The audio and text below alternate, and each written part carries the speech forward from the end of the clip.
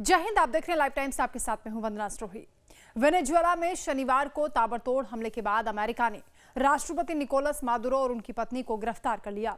Venezuela के खिलाफ America ने जिस तरह से कार्रवाई की है उसे लेकर हंगामा बढ़ता जा रहा है। जानकार इसे अंतर्राष्ट्रीय कानून का खुलेआम उल्लंघन बता रहे हैं, तो वहीं यूएनएससी में इसे लेकर इमरजेंसी बैठक भी बुलाई गई।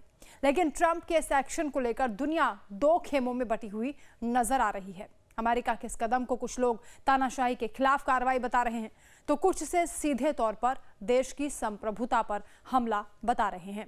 आइए जानते हैं कि दुनिया के कौन कौन से देश अमेरिका के साथ खड़े हैं और कौन से देश हैं जो उसकी इस कार्रवाई के खिलाफ हैं। चलिए सबसे पहले जानते हैं उन देशों के बारे में जो कि इस कार्रवाई की निंदा कर रहे हैं, जिसमें रूस, चीन, ईरान, क्यूबा, ब्राजील और मेक्सिको ने ट्रंप के इस एक्शन को गलत ठहराया है। इसके अलावा Colombia, Chile, Belarus, Uruguay, Slovakia, दक्षिण अफ्रीका, मलेशिया, श्रीलंका, उत्तर कोरिया, घाना और सिंगापुर जैसे देशों ने अमेरिका की कार्रवाई की आलोचना की है। इतना ही नहीं, खुद अमेरिका में भी इस कार्रवाई की निंदा की जा रही है। अब आप जानिए कि कौन कौन से देश हैं जो अमेरिका को सही ठहरा रहे हैं। वो देश जो कि यूएस का साथ दे रहे हैं, उनमें Argentina, Israel, Peru, Ecuador, Albania, France और ब्रिटेन शामिल हैं। इन देशों ने वेनेजुएला के खिलाफ अमेरिकी एक्शन का खुलकर समर्थन किया है। वहीं अगर बात करें भारत की, तो विदेश मंत्रालय ने इस संबंध में बेहद सधा हुआ बयान जारी किया है। एमईए ने दोनों देशों से इस मामले को शांति से हल करने की अपील की है।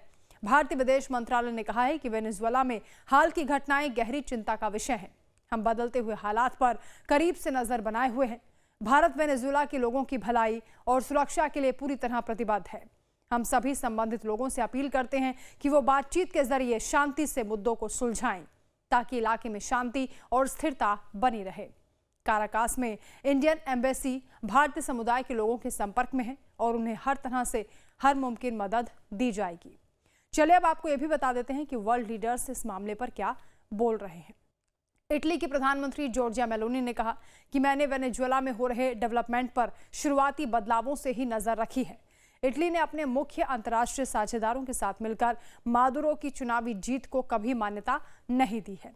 सरकार के दमनकारी कार्यों की निंदा की है और हमेशा वेनेजुएला के लोगों की लोकतांत्रिक बदलाव की उम्मीद का समर्थन किया है।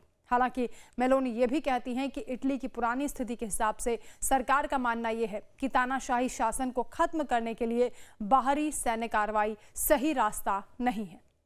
इधर ऑस्ट्रेलिया के पीएम एंथनी अल्बनीज ने दोनों पक्षों से बातचीत के जरिए समाधान निकालने की अपील की है।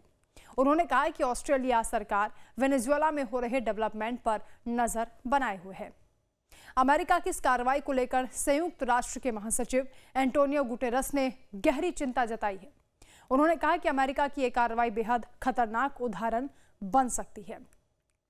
इसके अलावा इक्वाडोर के राष्ट्रपति डेनियल नोबाओ ने अमेरिका के कदम का समर्थन किया। उन्होंने कहा कि अपराधियों का साम्राज्य अब ढहने वाला है।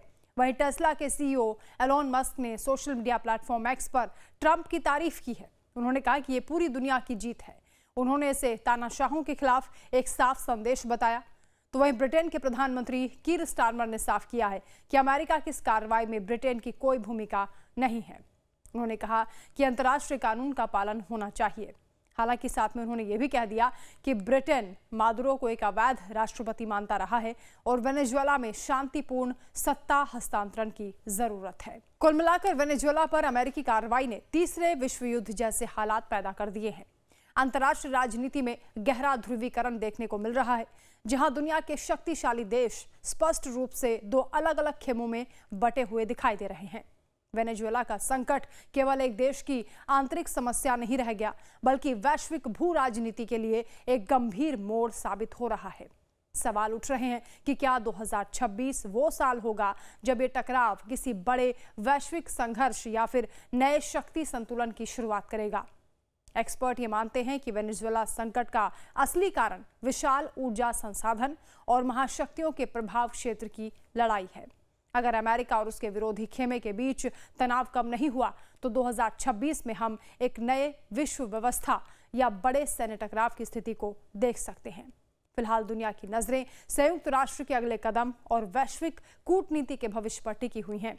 देखना होगा कि टकराव कहां तक पहुंचता है।